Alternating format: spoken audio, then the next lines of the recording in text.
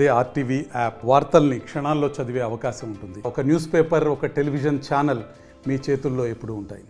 గౌరవ శాసనసభ్యులు మసూర్ రెడ్డి గారు ఈ యొక్క దేవరకద్ర నియోజకవర్గం రావాలి, కురుమూర్తి దేవస్థానానికి వచ్చి దైవదర్శనం చేసుకుని, అట్లాగే అతి పురాతనమైనటువంటిది అంటే స్వాతంత్రం కంటే ముందే స్థాపించినటువంటి ఈ సరళా సాగర్ అనేది సైఫన్ సిస్టమ్, అంటే ఆనాడే అంత అద్భుతంగా ఇంజనీరింగ్ వ్యవస్థ ఏర్పాటు చేసి ఎక్కడ లేదు, ఏషియా ఖండంలోనే వెళ్ళేటటువంటిది. దీన్ని సందర్శించి అక్కడ కురుమూర్తి దగ్గర ఆ దేవస్థానం దగ్గర ఉన్నటువంటి భక్తులకు అవసరమైనటువంటి అవసరాలు ఇచ్చడం కోసం టూరిజం శాఖ ద్వారా, అట్లాగే ఈ యొక్క సరళా సాగర్ సందర్శించి ఇక్కడ టూరిస్టులకు రాకపోకలకు కావాల్సినటువంటి సౌకర్యాల వాటితో పాటుగా ఇక్కడ ఏమేం చేస్తే టూరిజం పెంపొందుతుంది, ఇంత గొప్పగా వాతావరణం ఉంది ఇక్కడ, దీంతో పాటుగా కోయిల్సార్ వెళ్ళింది, వీటన్నిటినీ వచ్చి చూసిన తర్వాత ఇక్కడ బాగుంటుందని ఇక్కడ పిలిస్తే రావడం జరిగింది. మరి మాతో పాటుగా గౌరవ శాసనసభ్యులు పాలమూరు జిల్లాకు సంబంధించినటువంటి మొత్తం 13 మంది శాసనసభ్యులు రావడం జరిగింది.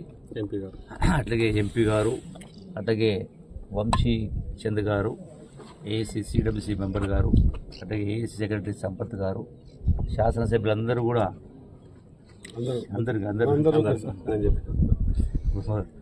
అట్లాగే ఈ డెఫినెట్గా ఈ ప్రాంతం అభివృద్ధి చెందాల్సిన అవసరం ఉంది. ఒకటి ఏంటంటే గడచిన దశాబ్దాల కాలం నుంచి పాలమూరు జిల్లా అయినా తెలంగాణ ప్రాంతమైన టూరిజం అభివృద్ధికి ఎన్నో మార్గాలు ఉన్నాయి, ఎన్నో అవకాశాలు ఉన్నాయి. అద్భుతమైన కట్టడాలు కావచ్చు, పురాతన కట్టడాలు కావచ్చు, అట్లాగే ప్రకృతికి సంబంధించినటువంటి అందాలు కావచ్చు, అట్లాగే కళలు కావచ్చు, ఇట్లా చాలా రకాల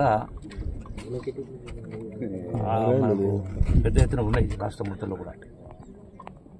ఏమీ లేనటువంటి దుబాయ్, ఏమీ లేనటువంటి సింగపూరు, ఇసుక తప్ప ఏమీ లేదు అక్కడ, తాగడానికి మంచిగా లేదు. అయినా కూడా ప్రపంచ పర్యాటకుల్ని చాలా ఆకర్షిస్తూ ఉంది.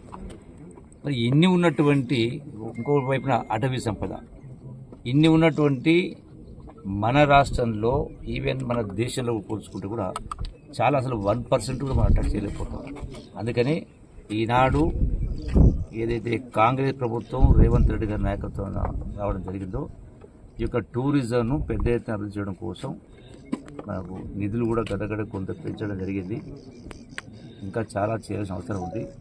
మొట్టమొదటగా టూరిజం శాఖ మంత్రిగా మరి ఈ రోజున ఈ కురుమూర్తి దేవుని దర్శించుకొని సరళా సాగర్, కోయిల్సాగర్కు, కురుమూర్తికి ఈ మూడింటికి కూడా ఈరోజే సాయంకాలం వరకే మళ్ళీ కూడా కోయిల్సాగర్లో ప్రెస్ మీట్ చెప్పడం జరుగుతుంది.